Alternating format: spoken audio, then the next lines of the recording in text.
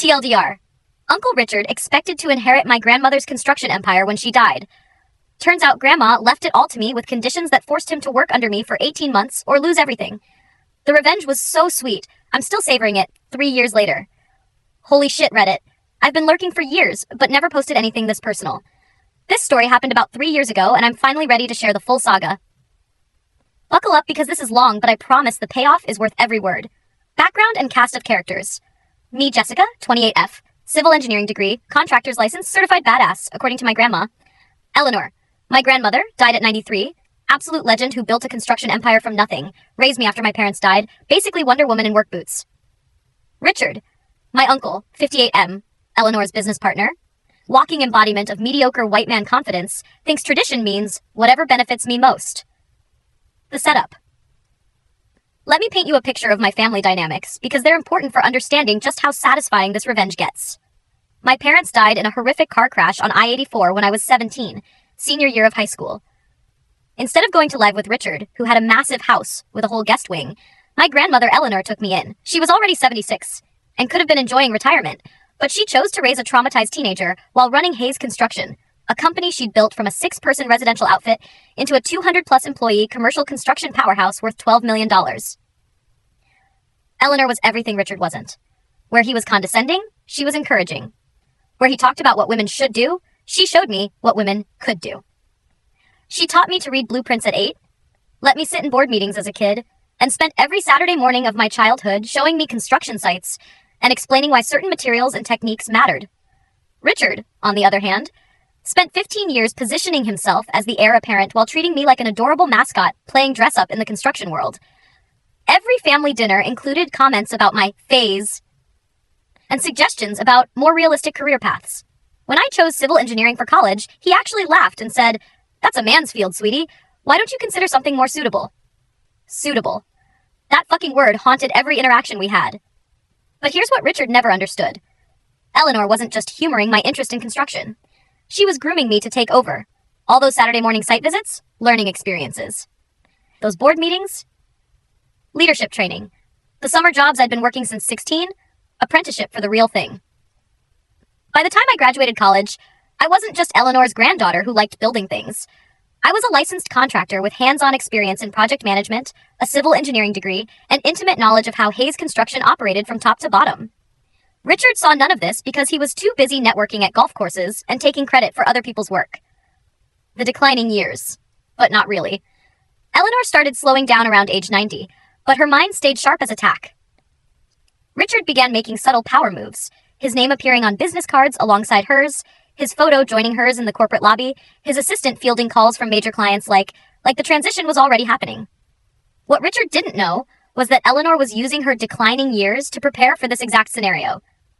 She spent the last 18 months of her life organizing not just business documents, but personal files, handwritten notes about employees' families, detailed assessments of every major project from the past decade, and most importantly, her private thoughts about the company's future direction. I spent those months having long conversations with her in her study, learning things Richard had never bothered to ask about. Which clients were struggling financially behind their confident facades? Which suppliers could be trusted when things got desperate? Which city officials actually cared about building standards versus which ones just wanted their palms greased? Eleanor had been in Portland construction for 40 years. She knew where all the bodies were buried. She also shared stories about the early days that made me understand just how much shit she'd had to overcome. Fighting for every contract in an industry that didn't welcome women. Proving herself again and again while men with half her competence got opportunities handed to them. Dealing with clients who would literally refuse to speak to her and demand to talk to the real boss. The thing about this business, she told me one afternoon while we reviewed plans for a sustainable housing project, is that it's not really about buildings. It's about communities. Anyone can pour concrete and frame walls, but understanding why you're building something, who you're building it for, and how it's going to impact real people's lives, that's what separates good construction from great construction. Richard had never grasped this distinction. To him, construction was about winning contracts, maximizing profit margins, and building relationships with people who could generate more business. He measured success in dollars and square footage. Eleanor measured success in families housed, communities strengthened, and structures that would serve people well for decades. The funeral. Eleanor died peacefully in her sleep on a Tuesday morning in October. The funeral home in downtown Portland smelled like lilies and old wood polish, a combination that made my stomach turn because Eleanor had always hated lilies. They smell like death and false promises, she used to say. But Richard had insisted on them anyway because they were traditional. This was classic Richard, overruling my suggestions for her favorite sunflowers without even considering them, just like he'd overruled most of my opinions for the past 11 years. The service itself was exactly what you'd expect. Richard played the grieving business partner to perfection, accepting condolences like he was already the company owner, his handshakes firm and his smile practiced. Every conversation followed the same script. Such a loss, but she lived a full life, built something lasting. The company will continue her legacy, of course. I watched him work the room like a politician at a campaign event, and I could practically see the dollar signs in his eyes every time someone mentioned Eleanor's legacy and how it would continue.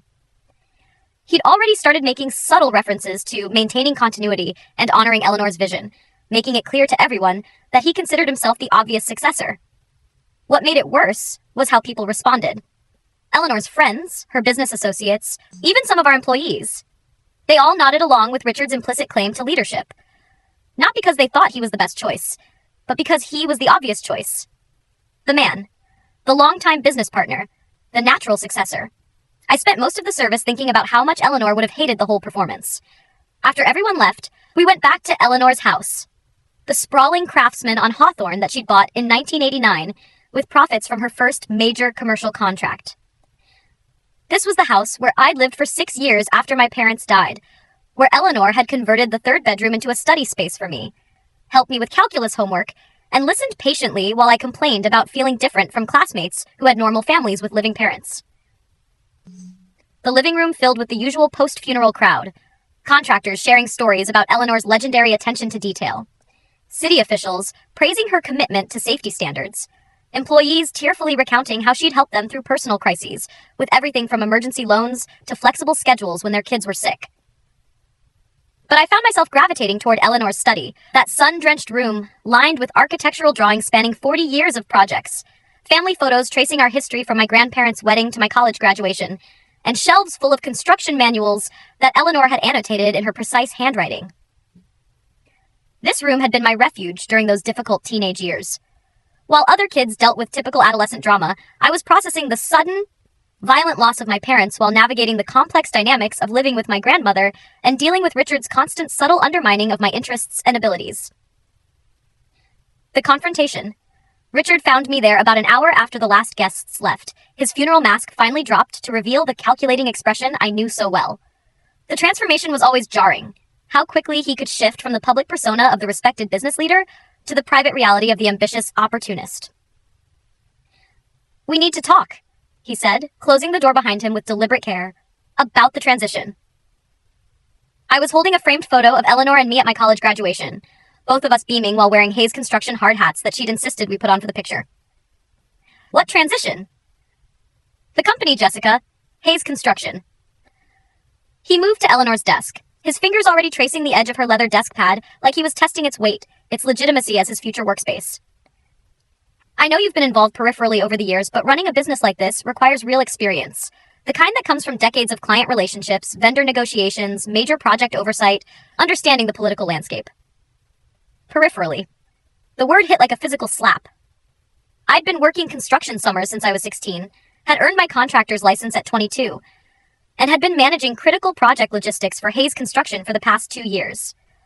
I'd personally overseen the renovation of the downtown library, a project that required coordinating with historical preservation societies, managing lead paint remediation, and working within the constraints of a building that couldn't be structurally altered. I'd coordinated the incredibly complex supply chain for the new transit center, juggling delivery schedules for materials from 6 different states while keeping the project on budget and on time. I'd saved the company over $300,000 by catching a critical engineering error on the Riverside Medical Complex before construction began. An error that Richard had signed off on without noticing. But to Richard, anything I did was peripheral, secondary, less important than his glad handing with clients over expensive dinners and golf games. "Eleanor left detailed instructions," I said carefully, fighting to keep my voice level and professional. His smile was patronizing, the expression he'd perfected over years of dismissing my contributions and questioning my judgment. "I'm sure she did." Eleanor was always sentimental about family, always had a soft spot for you. But at the end of the day, I'm family too, and I'm the logical choice. I've got the relationships with major clients, the experience managing multi-million-dollar projects, the reputation in the industry that opens doors. He paused, studying my face like he was trying to gauge how much resistance he'd encounter, how much fight I had in me. You're young, Jessica. You could do anything with your life. College teaching, maybe, or consulting work. Hell, you could probably get a good position with one of our competitors based on your education and the experience you've gained here. Something more? Suitable for someone your age and background. There it was, that word again. Suitable. Loaded with all the implications he'd never quite stated outright, but had been communicating for years. As if my dreams and ambitions were just a hobby he could dismiss with a wave of his hand. As if the years I'd spent learning this business were just an extended internship that had finally run its course. We'll see what the will says, I replied, keeping my expression neutral. His smile faltered slightly, replaced by something sharper, more predatory. Jessica, I'm trying to be kind here. Trying to make this transition as smooth as possible for everyone involved. But this company is worth $12 million. That's not a responsibility you hand to someone who's never actually run a business, never had to make decisions that affect hundreds of employees and their families. The liability exposure alone would crush you. One major lawsuit, one project that goes catastrophically wrong, one client who decides they don't trust a 28-year-old woman with their multi-million-dollar development, and everything Eleanor built over 4 decades would be gone. $12 million. He said it like the number itself was an argument, like the sheer magnitude of wealth involved made his claim self-evidently superior to mine. One bad decision, he continued, and you'd lose not just the company, but everything Eleanor worked for. Her legacy, her reputation, the livelihoods of everyone who depends on Hayes Construction for their income. Is that really a risk you want to take? Is your pride really worth gambling with other people's futures? I stood up from Eleanor's chair, my hands surprisingly steady. Like I said, Richard, we'll see what the will says. He watched me leave the study, and I could feel his eyes on my back as I walked away. I knew he was already planning his next moves, probably thinking about which lawyers to call, which industry contacts to leverage, how to position the narrative in his favor when the will reading inevitably confirmed what he saw as his rightful inheritance. What he didn't know was that Eleanor had spent the last year of her life planning for this exact moment. The Will Reading, Part 1. 3 days later, I found myself sitting in the offices of Morrison & Associates, Eleanor's law firm, trying to calm my racing pulse. The office was all understated elegance, wood paneling, leather-bound law books, the kind of quietly expensive decor that communicated competence and discretion. James Morrison was a kind man in his 70s who'd known Eleanor for decades, had helped her navigate the legal complexities of building a business in an industry that often tried to shortchange women contractors. He'd handled her divorce from my grandfather back in the 80s, defended her against frivolous lawsuits from competitors who couldn't believe a woman was underbidding them on major projects, and helped her structure the company in ways that protected both her assets and her employees. Jessica, he said warmly, offering me coffee which I declined because my hands were already shaking enough. I'm so sorry for your loss. Eleanor was an extraordinary woman. Thank you. I still can't quite believe she's gone. Morrison settled behind his mahogany desk with a thick legal folder. She spoke about you frequently during our meetings over the past year. She was very proud of your accomplishments, very excited about your future in the company. Before I could respond, the door burst open and Richard strode in, slightly out of breath and clearly agitated. His usually perfect appearance was disheveled, tie askew, hair mussed like he'd been running his hands through it repeatedly. James, I'm sorry I'm late. The meeting with the West Side developers ran long, and then I had to handle a crisis with the Morrison Elementary project. You know how these things cascade when you're trying to keep multiple projects on track. He settled into the chair beside me, immediately pulling out his phone to check messages. Let's make this quick if we can. I've got the city planning meeting at 4, and we can't afford any delays on the permits for the Pearl District development. Classic Richard. Making sure everyone in the room understood how busy and important he was, how many critical responsibilities rested on his shoulders. Morrison cleared his throat diplomatically. Of course, Richard. Though I should mention that this reading may take a bit longer than you're expecting. Eleanor's will is quite comprehensive. She was very thorough in her planning. Right. I'm sure she was. Richard was still scrolling through his phone, only half paying attention. Look, James, I appreciate Eleanor being thorough, but the business can't run itself. We've got deadlines, contracts, payroll, all the usual responsibilities that don't pause for legal formalities.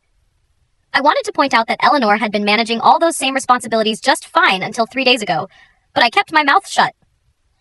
Morrison began reading the standard provisions: personal effects to various friends, charitable donations to organizations Eleanor had supported for decades, some stock holdings to her church. Richard tapped his foot impatiently, occasionally checking his watch or glancing at his phone, clearly waiting for the main event. Now, Morrison continued, his voice taking on a more formal tone, regarding Hayes Construction and its associated assets. Richard straightened, his phone finally forgotten. This was what he'd been waiting for. Eleanor has structured this as a conditional inheritance. The will reading, Part 2. The good part. The silence that followed Morrison's words was so complete, I could hear the traffic on Morrison Street 3 floors below, the hum of the building's air conditioning system, even the faint tick of the antique clock on Morrison's bookshelf. Richard blinked several times, like he was processing words in a foreign language. I'm sorry. Conditional how? Morrison consulted his papers with what I was starting to recognize as theatrical precision. The company, including all assets, current contracts, the downtown headquarters building, the equipment yard in southeast Portland, and all associated real estate holdings, will transfer to Jessica Hayes, provided she meets certain requirements within 18 months of Eleanor's death. I think I stopped breathing. Richard definitely stopped breathing. The silence stretched so long that Morrison actually looked up from his papers to check if we were both still conscious. That's... Richard started, then stopped, his face cycling through emotions like a broken slot machine. That's impossible. Jessica's 28 years old. She doesn't have the experience, the connections, the capital reserves. She's never managed a P&L statement independently, never negotiated a major union contract, never dealt with the kind of regulatory challenges that can kill a project before it gets started. Actually, Morrison interrupted gently, Eleanor has provided for most of those concerns. There's a substantial operational fund, $2 million, specifically designated for Jessica's use during the transition period. Additionally, she's arranged for mentorship and guidance from several industry veterans. My mouth fell open. $2 million. Eleanor had set aside her entire personal savings to give me a fighting chance. Morrison continued. Marcus Webb has agreed to serve as a consulting contractor, Patricia Chen will provide guidance on regulatory matters, and Thomas Bradley will be available for financial oversight and strategic planning. I literally gasped. These weren't just professional contacts. They were legends in Portland construction. Marcus Webb was the most respected general contractor in the Pacific Northwest, a man whose reputation for quality and integrity had made him wealthy beyond imagination. Patricia Chen ran the city planning department and had worked with Eleanor on dozens of major projects over the past 2 decades. Thomas Bradley was a former Bangor Bank president who'd helped finance half the commercial development in downtown Portland. These people didn't just know construction. They were the power brokers who made major projects happen or killed them in committee. Morrison looked at me with something that might have been a smile. Your grandmother was quite abilities, Jessica.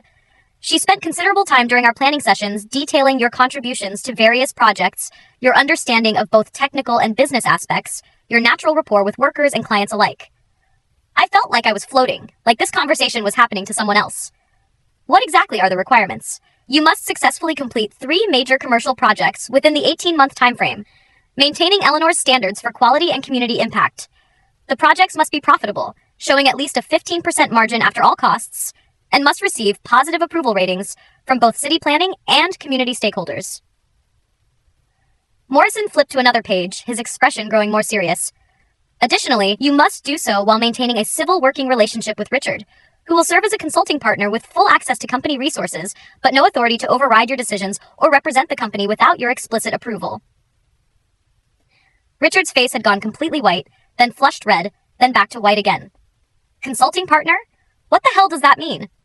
It means, Richard, that Eleanor felt your experience would be valuable to Jessica's success, but that she viewed Jessica as representing the future of the company.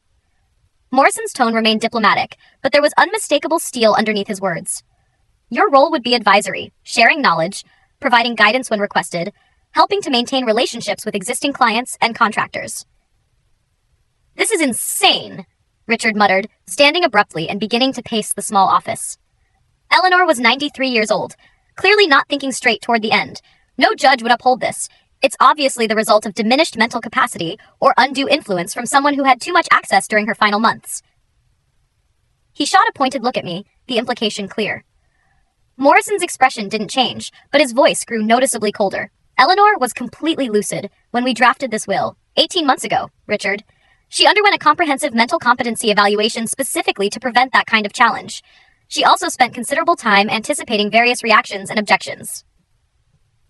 Morrison reached into his desk drawer and withdrew a sealed envelope.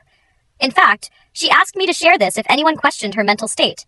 He opened the envelope and read, "If Richard is claiming I wasn't thinking clearly, remind him that I built this company from nothing while he was still trying to figure out what he wanted to do with his life. I was making million-dollar decisions and managing complex projects when he was playing beer pong in college. My mind is fine. It's his judgment that's questionable." The rebuke hung in the air like a physical presence. Richard stopped pacing, his face cycling through emotions: anger, disbelief, calculation, and finally something that looked almost like respect. "There's more," Morrison continued. "Should Jessica fail to meet these conditions, or should either of you terminate the partnership prematurely through public conflict, legal action, or deliberate sabotage, the company will be sold immediately and all proceeds donated to Habitat for Humanity." "What?" Richard spun around, his voice rising. "She can't do that! She can, and she did!" Eleanor was very specific about this provision. She wanted to ensure that both of you would be motivated to make this arrangement work, that neither of you would be tempted to undermine the other for personal gain. Morrison reached into his drawer again and withdrew another sealed envelope, this one addressed to me in Eleanor's familiar handwriting. "She asked me to give you this, Jessica." Inside was a single sheet of Eleanor's personal stationery, her handwriting still strong and clear despite her age. "Jessica, the best buildings are built on solid foundations, but they reach toward the sky because someone dared to dream bigger than what came before. Richard knows the business mechanics, but you understand why the work matters. Don't let him tell you that's not enough. It's everything. You have more wisdom and integrity in your little finger than he's shown in 20 years of taking credit for other people's work. Trust yourself. Trust the values I've taught you. And remember that construction is about building communities, not just buildings.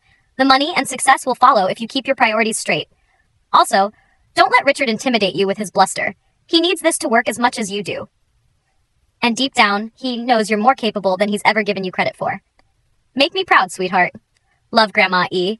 I folded the letter carefully, my hands surprisingly steady despite the tears in my eyes. Eleanor hadn't just given me a company, she'd given me a roadmap for success, and a safety net that would force Richard to either support my success or lose everything himself. "When do I start?" I asked, my voice stronger than I'd expected. "The first day." The next morning, I walked into Hayes Construction's downtown office building for the first time as the owner, my heart pounding so hard I was sure the security guard could hear it echoing in the marble lobby. The building was classic Eleanor: polished concrete floors, exposed steel beams, and floor-to-ceiling windows that flooded the space with natural light. Industrial elegance that spoke to both strength and beauty. The walls displayed a visual timeline of the company's evolution. Photos of major projects spanning 4 decades, from Eleanor's early residential work to the gleaming commercial developments that had helped reshape Portland's skyline. There she was in a hard hat and work boots, the only woman in a group of contractors celebrating the completion of the Morrison Bridge renovation. There she was, again, accepting an award from the mayor for the sustainable design of the Pearl District mixed-use complex. Maria, the receptionist, looked genuinely surprised to see me so early. She was about my age, had been with the company for 3 years, and had always been friendly, but clearly uncertain about my exact role in the company hierarchy. "Jessica, I wasn't expecting you today. How are you holding up? I mean, I know this must be such a difficult time." "I'm managing," I said. "Is Richard in yet?" Her expression shifted, becoming carefully neutral in that way that told me office politics were already in play. She glanced around the lobby as if checking for eavesdroppers, then leaned closer and lowered her voice. "He's in his office, but Jessica, he's been making a lot of calls since yesterday, about the transition and next steps and maintaining stability. And he had some people in yesterday after you left, men in expensive suits that I didn't recognize. They were in his office for about 2 hours. I thanked her and took the elevator to the 3rd floor, where Richard's corner office overlooked the Willamette River. The view was spectacular, one of the perks he'd claimed when Eleanor moved him into the larger space 5 years ago. His door was closed, but the office walls were thin enough that I could hear his voice, sharp and urgent. Completely unreasonable situation. A 28-year-old woman running a construction company? Do you understand what that's going to do to our relationships with major clients? The insurance companies alone are going to have a field day with the liability issues. Some of these guys have been working with me personally for over a decade. They're not going to want to start taking orders from someone who looks like she should be serving them coffee." There was a pause. Then his voice grew more agitated. "I don't care what the will says, Tom. There has to be a way to challenge this. Eleanor wasn't thinking clearly at the end. Anyone who spent time with her could see that. She was 93, for Christ's sake." And this girl has been living in her house, managing her social calendar, probably influencing her decisions. I knocked firmly on the door, then entered without waiting for permission. The sudden silence told me everything I needed to know about the nature of his conversation. Richard quickly ended his call, fumbling with the phone before setting it down with forced casualness. Jessica, good morning. I was just handling some administrative matters. You know how it is after a major transition. Lots of moving pieces, lots of people who need to be kept in the loop. I'm sure, I said, settling into the chair across from his desk. This was the same chair where I'd sat during performance reviews and project briefings, but the dynamic felt completely different now. We should probably discuss how this arrangement is going to work. Right. Yes. Absolutely. He leaned back, fingers steepled in that gesture I recognized as his attempt to project authority and control. Look, Jessica, I understand what Eleanor intended with this will, but practically speaking, you're going to need to lean heavily on my experience in relationships. The clients know me, trust me. I've been their primary contact for major projects for years. I think the most logical approach would be for you to handle the administrative side. Permits, scheduling, paperwork, while I continue managing client relationships and project oversight. No? The word came out harder and more final than I'd intended, but I didn't soften it or take it back. I'd spent too many years watching Richard diminish my contributions, too many meetings where he'd taken credit for my ideas or dismissed my suggestions without even considering them. Richard blinked, clearly not expecting direct resistance. Excuse me? I said no. Eleanor's will makes me the owner and decision-maker, not a glorified administrator. I'll be handling client relationships, project decisions, strategic planning, everything. His practiced smile became strained, and I could see the calculation happening behind his eyes as he recalibrated his approach. Jessica, I think you're misunderstanding the complexity of what you're taking on. These are multi-million-dollar projects with incredibly tight margins and zero tolerance for error. The Riverside medical expansion alone is worth $8 million. Do you really think you're ready to personally manage a relationship with that level of financial stakes? One missed deadline, one cost overrun, one regulatory violation, and we could lose everything. Then you better make sure I have all the information and support I need to avoid those mistakes. For a moment, something flickered across his face. Surprise, maybe even a grudging respect for my directness. Then it was gone, replaced by the familiar condescension. Fine, we'll try it your way, but when you realize you're in over your head, and you will realize it, probably sooner than you think, don't expect me to clean up the mess. And don't expect me to take responsibility when the board starts asking questions about missed deadlines or cost overruns. I stood to leave, then paused at the door. Richard, Eleanor believed I could do this. That's going to have to be enough for now. The first weeks, baptism by fire. The first few weeks were exactly as brutal as Richard had predicted, but not for the reasons he'd expected. The technical aspects of running the business came naturally to me. I understood construction timelines, material specifications, quality standards, and project management better than he'd given me credit for. The real challenge was the politics. The delicate dance of managing relationships with clients who'd expected Richard to automatically inherit control, contractors who weren't sure whether to take orders from me, and city officials who'd been dealing with Eleanor for decades and weren't sure what to make of her 28-year-old successor. My first real test came 3 days after the will reading, when Marcus Webb, our biggest general contractor, requested a meeting to discuss the transition and ensure continuity. Webb was a legend in Portland construction, a man who'd built his reputation on delivering massive projects on time and under budget, whose word was considered ironclad in an industry where handshake deals still mattered. The meeting was supposed to be just Webb, Richard, and me, but when I walked into the conference room, I found Webb deep in conversation with Richard, their heads bent over project schedules like conspirators planning a coup. Jessica, Webb stood when I entered, his smile warm but his eyes evaluating. Good to see you. Sorry about Eleanor, she was one of the best people in this business. Thank you, she spoke very highly of you. She was a hell of a woman, built something really special here. He gestured around the conference room, which was decorated with photos of Hayes construction projects spanning 4 decades. I've been working with your family's company for 15 years now. Eleanor and I had a relationship built on trust, mutual respect, understanding of how to get things done in this city. I could tell this was leading somewhere, and I was pretty sure I wasn't going to like the destination. Richard here was just filling me in on the transition plans, Webb continued. Sounds like you two are going to be working as a team, which makes sense. Richard's got the relationships, the experience with major clients, you've got the technical background, the fresh perspective. I looked at Richard, who was studying his hands with studied innocence. Actually, Marcus, I think there might be some confusion about the structure. I'm the owner and decision-maker for Hayes Construction now. Richard will be serving in a consulting capacity. Webb's eyebrows rose slightly. Really? Huh. I guess I misunderstood. He glanced at Richard, who shrugged helplessly. Well, that's quite a responsibility for someone your age. I've been working in construction for 12 years, I said evenly. I have a civil engineering degree and a contractor's license. I've been managing major aspects of projects for this company for the past 2 years. Sure. I didn't mean to suggest otherwise. But his tone suggested exactly otherwise. It's just that some of these projects we're talking about, the Riverside medical expansion, the Pearl District development, these are 8-figure contracts with very sophisticated clients. Very little margin for error.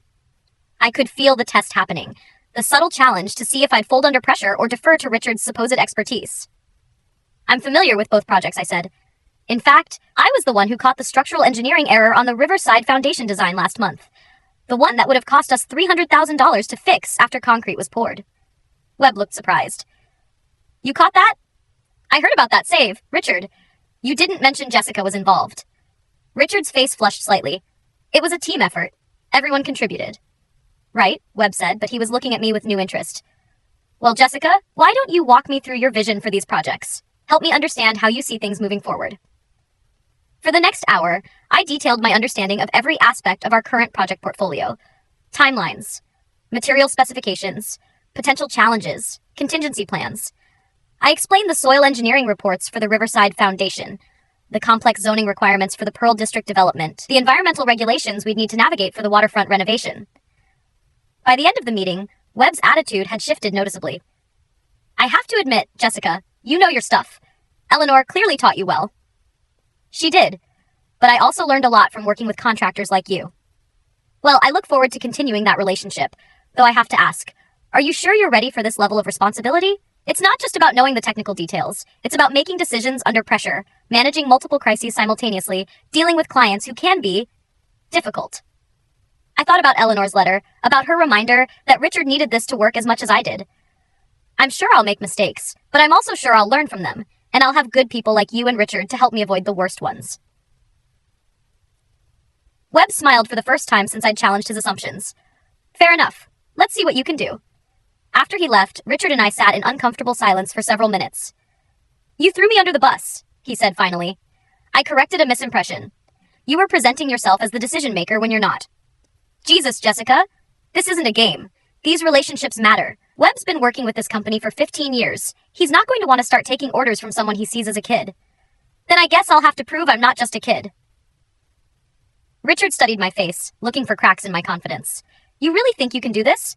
Run a $12 million company, manage projects this complex, handle clients who've been in this business longer than you've been alive? I met his gaze steadily. Eleanor thought I could. That's going to have to be enough for now. The learning curve. The next few weeks were a masterclass in the difference between knowing construction and knowing the construction business. I spent my days bouncing between client meetings, site visits, permit offices, and strategy sessions, trying to absorb 15 years' worth of institutional knowledge while managing current projects and developing new ones. My second major test came with Patricia Chen, the city planning director, who'd worked closely with Eleanor on dozens of projects over the years. Chen was known for her meticulous attention to detail, her encyclopedic knowledge of Portland's building codes, and her ability to either expedite permits or bury them in bureaucratic quicksand, depending on her opinion of the applicant.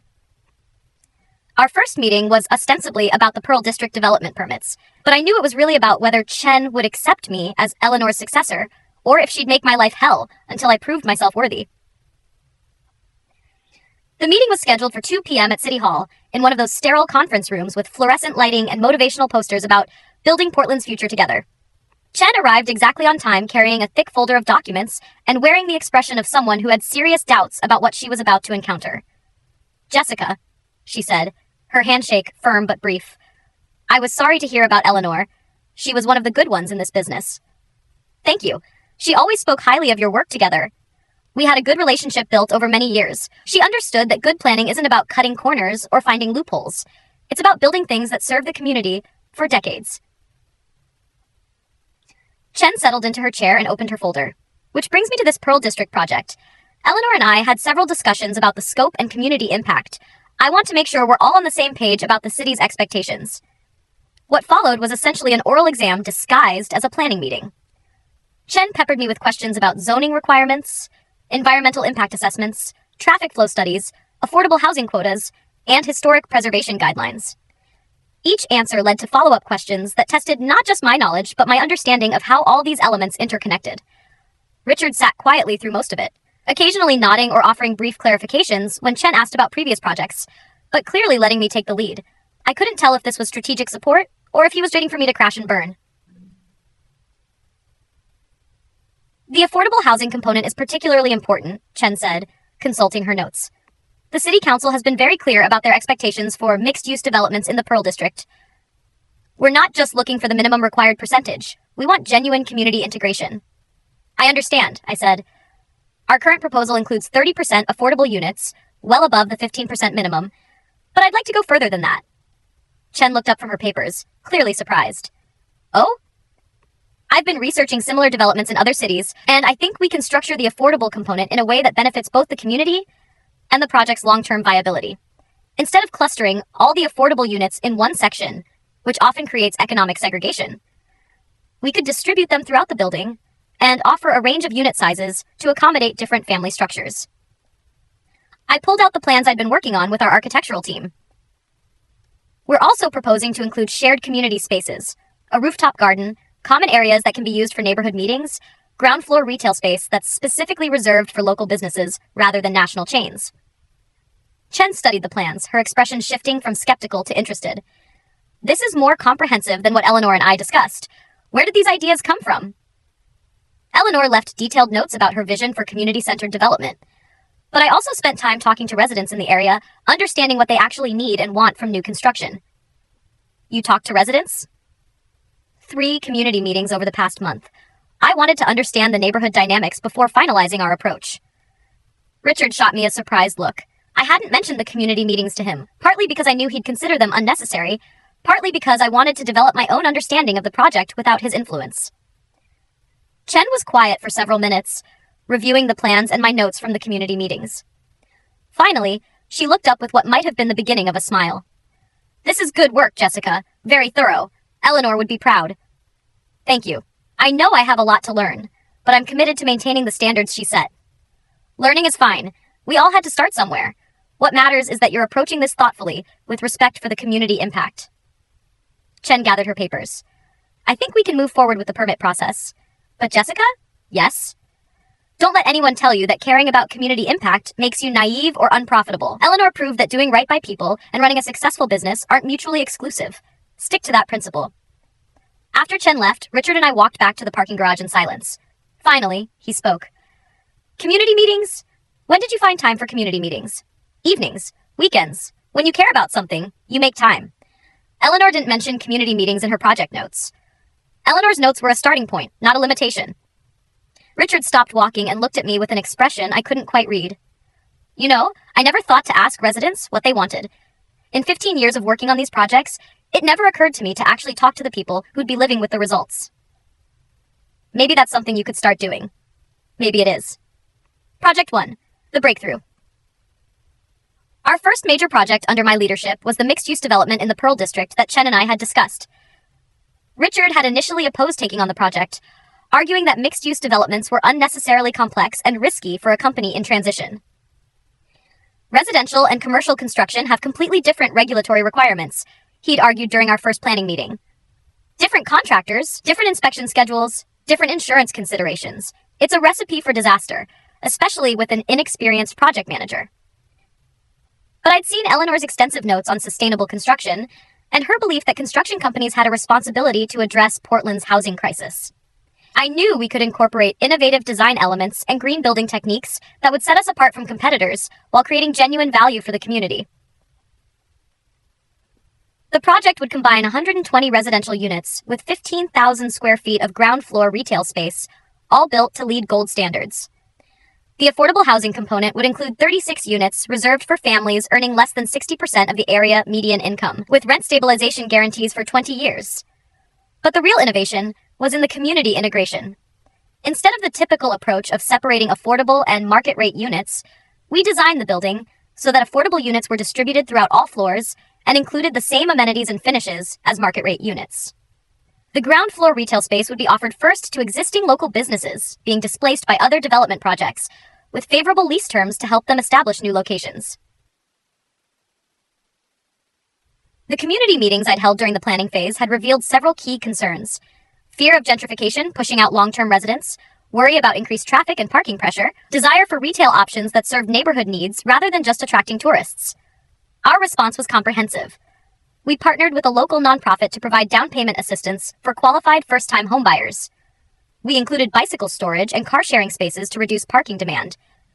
We committed to retail lease terms that prioritized businesses serving daily needs, grocery, pharmacy, dry cleaning, over trendy restaurants or boutiques. Richard attended the community meetings but remained largely silent, letting me field questions about environmental impact, construction timeline, and long-term affordability. I could tell he was surprised by both the depth of community interest and the sophistication of residents' questions.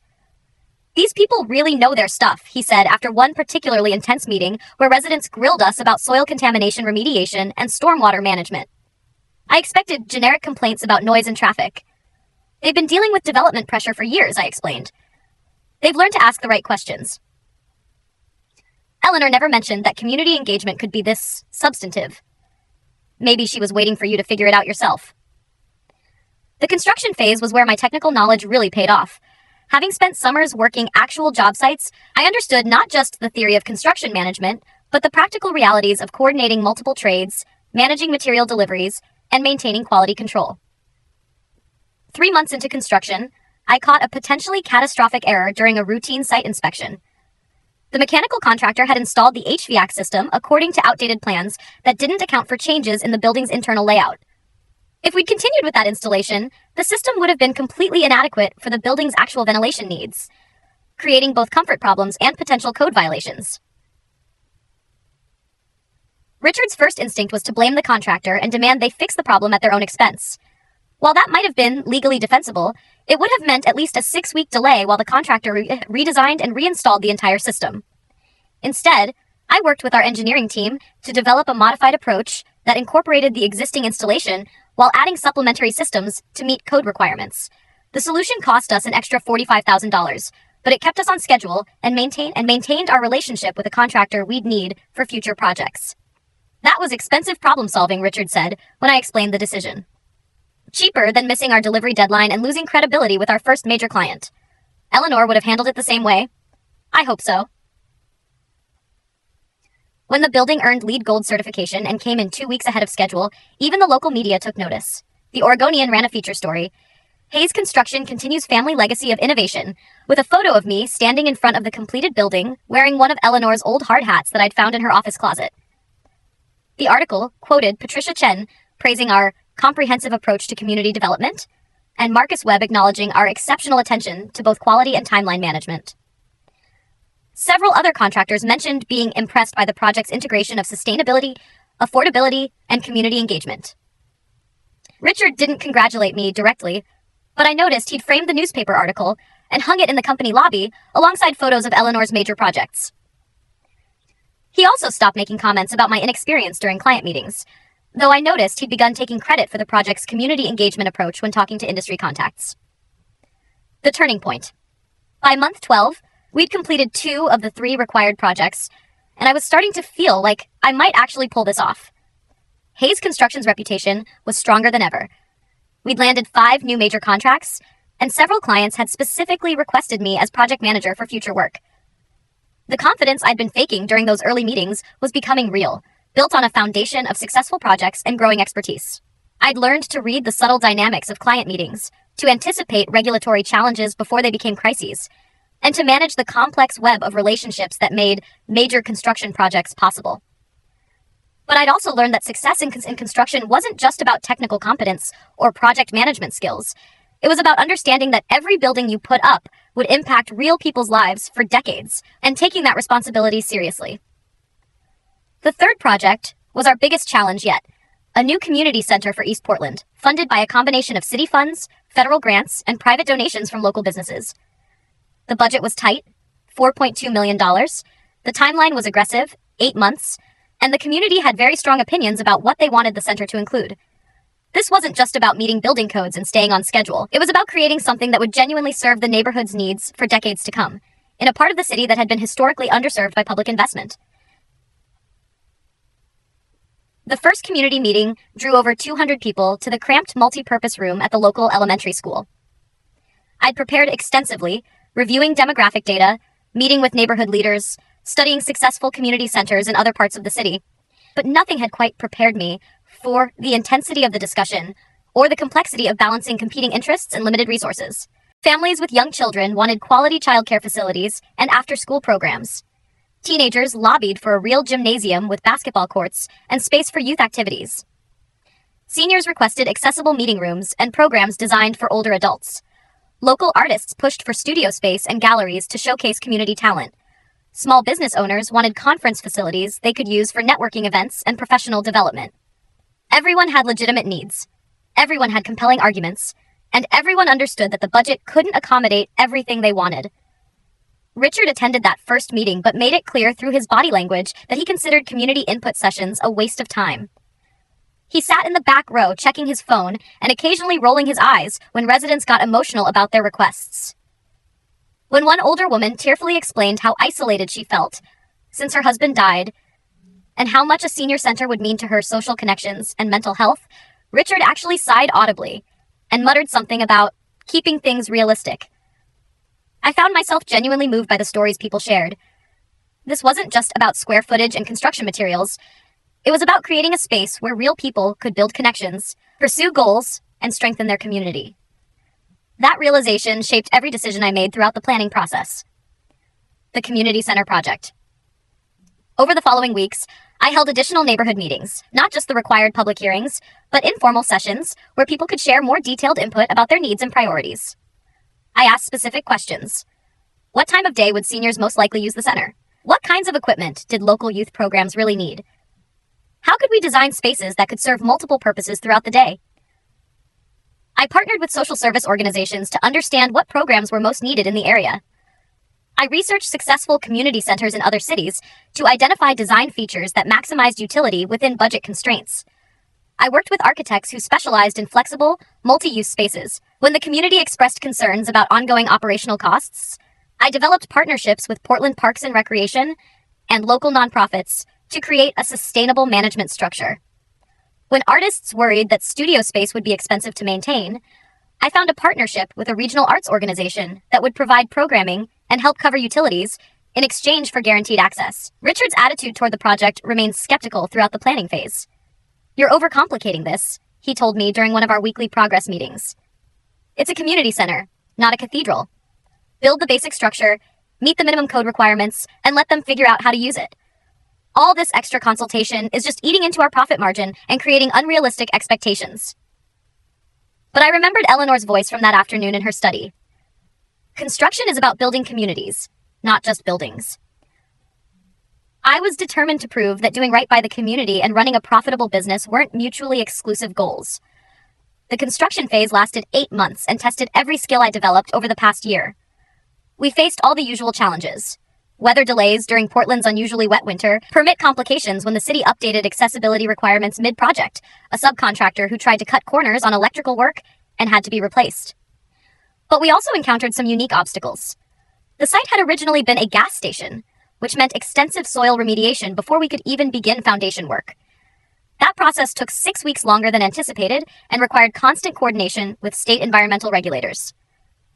Halfway through construction, the Americans with Disabilities Act requirements were updated, which meant redesigning the main entrance ramp and reconfiguring the bathroom facilities to meet new accessibility standards. Richard pushed back hard, arguing that we should request a grandfather exception based on our original approved plans. But I knew that cutting corners on accessibility would undermine everything we were trying to achieve with this project. The whole point was creating a space that welcomed everyone in the community. I absorbed the additional $30,000 cost and worked with our engineering team to implement the changes without delaying the overall timeline. The most challenging moment came in month 6, when a surprise inspection revealed that our primary electrical contractor had used substandard wiring in several sections of the building. The wiring met minimum code requirements, but wouldn't support the advanced lighting and technology systems the community had requested. Richard's immediate response was to blame the contractor and demand they fix the problem at their own expense. While that might have been legally defensible, it would have meant weeks of delays and likely a lawsuit that would drag on long past our completion deadline. I I made the decision to eat the cost of complete rewiring, nearly $40,000, and finish the work with a different contractor who specialized in the advanced systems we needed. Richard was furious, calling it a dangerous precedent that would encourage other subcontractors to be careless with their work. "You're setting us up to be taken advantage of," he argued. "Contractors need to know there are consequences for shoddy work. The community needs to know we'll deliver what we promised," I replied. "Our reputation is worth more than $40,000. That's easy to say when it's not your money. It is my money. This is my company now." Richard was quiet for a long moment. Eleanor used to say things like that. Good. I learned from the best. The grand opening. The community center opened exactly 16 months after Eleanor's death, 2 weeks before my deadline, and within 3% of the original budget, well within the 15% profit margin required by the will. The grand opening drew hundreds of people. Families from the neighborhood, local business owners, city council members, state representatives, and many of the residents who'd attended those early planning meetings. Mayor Williams spoke about the importance of community investment and praised Hayes Construction's collaborative approach and commitment to genuine community engagement. But what mattered more to me were the smaller moments throughout the day. Kids immediately claiming the basketball courts and asking when youth leagues would start, seniors excitedly signing up for art classes and book clubs, teenagers inquiring about after-school job training programs, local artists already discussing plans for their first gallery show in the new exhibition space. Patricia Chen found me late that afternoon as the crowd was starting to thin and families were heading home for dinner. "You know," she said, watching a group of kids playing in the new playground equipment, "I wasn't sure about you at first. Thought Eleanor might have let sentiment cloud her judgment when she made that will. And now? Now I think she knew exactly what she was doing. This is exactly the kind of project the city needs more of, development that strengthens communities instead of displacing them." Richard found me later on the loading dock, watching the sunset paint the Portland skyline in shades of orange and pink. His expression was unreadable, but there was something different in his posture, less rigid, more thoughtful. "You did it," he said simply. "We did it." He was quiet for a moment, and when he spoke again, his voice carried a note I'd never heard before, something that might have been genuine respect. "No, Jessica. You did it. I was wrong about you. About what you could handle. Wrong about a lot of things, actually." He paused, studying the community center behind us, still buzzing with activity as the last families headed home. Eleanor knew what she was doing when she wrote that will. It wasn't an apology, exactly, but it was acknowledgement. For the first time since Eleanor's death, I felt like Richard was seeing me as something other than an obstacle to his own ambitions. "What happens now?" I asked. "Now you run the company. Really run it, without anyone questioning your authority or competence." He smiled, and for the first time in my memory, it seemed completely genuine. "I might stick around for a while, if you'll have me. Turns out I'm learning some things too." "Like what?" "Like maybe there's more to construction than just putting up buildings efficiently and profitably. Maybe Eleanor was right about the community stuff mattering." I thought about all the fights we'd had over the past 18 months, all the moments when I doubted myself or wondered if Richard might be right about my inexperience and naivety. "She usually was right," I said. "Yeah, she was." 3 years later, update. Okay, Reddit, that was the main story, but I know you're probably wondering what happened after the 18 months were up, so here's the update. From 3 years later. Hayes Construction has more than doubled in size and earned recognition as one of Portland's most innovative builders. We specialize in sustainable commercial construction and affordable housing, exactly the kinds of projects Eleanor would have loved. We've been featured in Architectural Digest for our community-centered approach to development, and I've been invited to speak at conferences across the country about integrating social responsibility with profitable construction practices. Last year, I was named to Portland Business Journal's 40 Under 40 list, which felt pretty fucking amazing. Richard has become a genuine partner and mentor in ways I never expected during those early antagonistic months. He's never quite apologized for underestimating me or trying to sideline me, but he's shown his respect through consistent action, supporting my decisions even when they challenge his instincts, advocating for my vision with difficult clients, and teaching me the political navigation skills that Eleanor didn't have time to pass along. More importantly, he started applying some of the community engagement approaches I developed to his own project management. The man who used to roll his eyes at community meetings now insists on resident input sessions for every major development we work on. Turns out people usually know what they need better than we do, he told me last month. We just have to be smart enough to listen. The company isn't just surviving Eleanor's legacy, it's expanding it in directions she would have applauded and been proud of. I still keep her letter in my desk drawer, not with next to the keys to the building she bought 35 years ago with profits from her first major commercial contract. Sometimes, when a project seems impossible or a client questions my capabilities because of my age or gender, I reread her words. Don't let him tell you that's not enough. It's everything. She was right, as always. Understanding why the work mattered wasn't just enough. It was the foundation everything else was built on. The best revenge. Want to know the most satisfying moment of this whole saga? Last month, Richard's old golf buddy, Tom Bradley, different guy, not the mentor, called asking if Hayes Construction was hiring senior project managers. Apparently, Richard had been bragging about our success at some industry event, and Bradley wanted in on what he called Richard's expanding operation. Richard's response was beautiful. Actually, Tom, it's Jessica's company. Has been for 3 years now. And frankly, given your attitude about women in construction, I doubt she'd even consider interviewing you. The confused silence on the other end of the phone call was apparently spectacular. When Bradley pressed for more details, Richard told him the whole story. The will, the 18-month challenge, how completely wrong he'd been about my capabilities.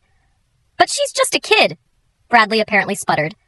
She's a 31-year-old woman who runs a $20 million company and could probably teach both of us a thing or two about construction, Richard replied. Maybe it's time you figured that out. Eleanor would have absolutely loved that conversation. The truth is, this whole experience taught me that the best revenge isn't just proving people wrong. It's helping them become better people in the process. Richard isn't the same man who called me unsuitable 3 years ago. He's had to confront his own biases and assumptions, and surprisingly, he's risen to the challenge. We'll never be best friends, but we've become genuine partners in a way that honors both Eleanor's vision and our own growth. Final thoughts. I still think about Eleanor every day, especially when I'm making difficult decisions or facing new challenges. She's not here to offer advice anymore, but she gave me something better. The confidence to trust my own judgment and the values to guide my choices. Construction really is about building communities, not just buildings. Every project we take on now gets evaluated not just for profitability and technical feasibility, but for long-term community impact. We turn down projects that would be purely extractive or would harm existing neighborhoods, even when they'd be financially lucrative. This approach has actually made us more profitable, not less. Clients increasingly want to work with companies that understand the broader implications of development, and our reputation for community engagement has become a significant competitive advantage.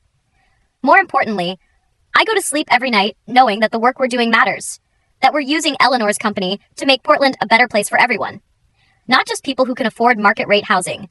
That's a legacy worth building on. Thanks for reading this incredibly long saga, Reddit. Sometimes justice takes time, but when it finally arrives, it's worth the wait. Edit? Wow, I did not expect this to blow up like this. Thank you all for the awards and supportive comments. A few people have asked for more details. About the legal stuff.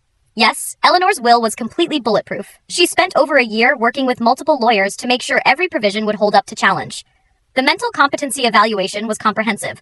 Cognitive testing, psychiatric evaluation, the works. Richard's lawyers tried to find loopholes for about 6 months before giving up. About the money. The $2 million operational fund was separate from the company's valuation and came from Eleanor's personal savings. She'd been setting money aside specifically for this transition for years. Richard's salary during the 18 months came from normal company operations, so he had strong financial incentive to help me succeed rather than sabotage the process. About the mentorship. Eleanor leveraged relationships she'd built over 40 years in Portland construction. Marcus Webb, Patricia Chen, and the others weren't just doing her a favor. They genuinely respected her and wanted to honor her memory by helping me succeed. Having their support was crucial, especially in those early months when clients weren't sure whether to take me seriously. About Richard's transformation. A lot of people are skeptical about this part, but I think Eleanor understood his psychology better than he did. The will forced him to either grow as a person or lose everything he'd worked for. When you remove someone's safety net of entitlement and force them to actually examine their assumptions, they sometimes surprise you. He's not perfect, but he's definitely not the same person who dismissed me as unsuitable. About my background. Yes, I really do have the technical qualifications. Started working construction at 16, legal in Oregon with proper permits and supervision, got my civil engineering degree from Oregon State, and worked for Hayes part-time through college. Eleanor made sure I understood both the business and technical sides before she ever considered leaving me the company.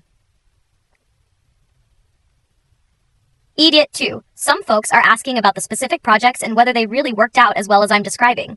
I can't give too many identifying details, don't want to dox myself, but the Pearl District project was featured in several architecture magazines and won a regional award for sustainable design. The community center has become a model that other cities have studied for their own development projects. The key insight that made these projects successful was treating community engagement as a technical requirement, not just a nice-to-have add-on. We budget time and money for extensive consultation because it consistently leads to better outcomes and fewer costly changes during construction. EDIT 3. For people asking about my personal life, yes, this whole experience definitely impacted my relationships and social life. 18 months of 70-hour weeks while learning to run a company and dealing with constant challenges to my authority was exhausting. I am in a good relationship now with someone who actually finds my career fascinating rather than intimidating, which helps. Also, Eleanor would be thrilled to know that we now have 15 women in management positions at Hayes Construction, up from just 3 when I took over. Turns out when you stop treating women in construction like unicorns, more of them stick around and advance their careers. Thanks again for all the support. Reddit. This community really is awesome for letting people share stories like this.